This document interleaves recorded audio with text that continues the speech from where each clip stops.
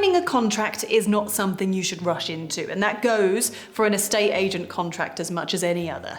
I'm Nicola Hume, and this is Move IQ's guide to estate agent contracts, what they mean, and what to watch out for. To get insider tips like this delivered to your inbox, then why not sign up to our newsletter? There is a link in the notes so that you can do that absolutely free. Whether you're a seller looking for a buyer or a landlord looking for a tenant, an estate agent contract defines the terms between you and the agent you are engaging to manage your sale or letting.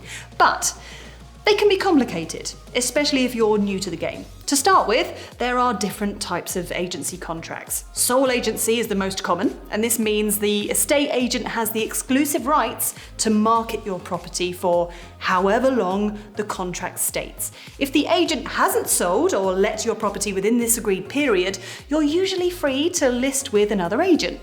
With a joint sole agency agreement, you can instruct two agents that agree in advance on who gets the commission. This type of contract is rare, but might be appropriate if you want to appoint a specialist agent that operates nationally alongside a locally based agent. Then there's the multi-agency agreement. That lets you use as many estate agents as you like and pay a commission only to the one that sells or lets your home. With multi-agency arrangements, commission fees tend to be higher than sole arrangements. But what if you find a buyer yourself? Well, most contracts state that you won't need to pay any commission, but the agent may claim for work already performed, depending on how far into the process you are. Do watch out for any contracts stating that the agent has sole selling rights. This is different to sole agency. With sole selling rights, the agent has complete exclusivity over selling your home during the period specified. You'll even need to pay the agent if you find your own buyer or you decide to take the property off the market. The key thing is to ask questions about anything you might not understand. With sole agency contracts, make sure that you know how long the agency gets before you can list with other agents. Ask what happens if you decide to list with someone else before the contract period is up. For instance, if you're unhappy with the service. Look for a termination clause that allows you to end the contract within a reasonable time frame without incurring a penalty or a withdrawal fee. You'll also need to know what to expect in terms of service and marketing. Does the fee include photos and floor plans? How many and how detailed?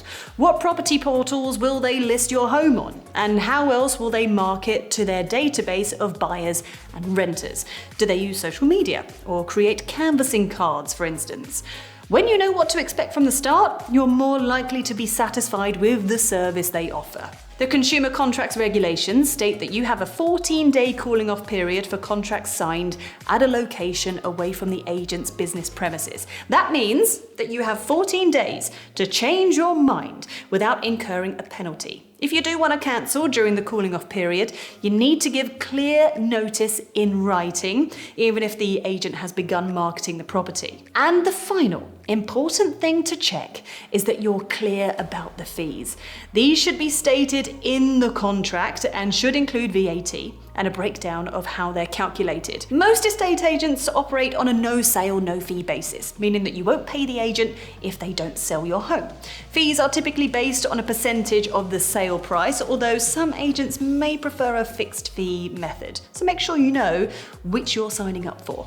Also, check for hidden fees, such as extra marketing costs, and ask for these to be removed if you don't agree with them. Any additional charges need to be agreed with you in writing before you're charged. Instructing the right estate agent is one of the first important steps to selling or letting your property. So, before signing on the dotted line, you should be confident about the service you'll receive, the fees that you'll pay, and your choices. Don't be afraid to challenge anything that doesn't look right or that you don't understand. When you're sure that you have the right agent on the best terms, you can look forward to the next step, finding a buyer or renter for your property.